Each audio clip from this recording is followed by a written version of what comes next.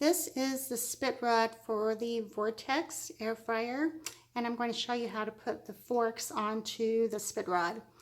The fork has a screw in it, and I think when I got it, it was screwed all the way in. So you'll want to screw it out until you can put it on the spit rod.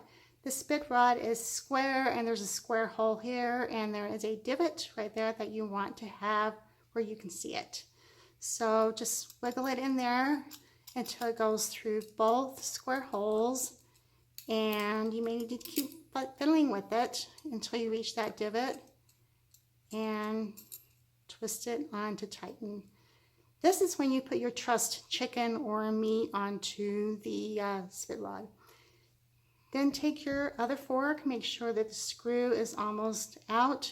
If you find that you're struggling putting this onto your spit rod, it may be that your brackets are opened a little bit, and I found that to be the case when I was trying to work with it. So I just got a pair of pliers and just pinched them a little bit until they were parallel to each other.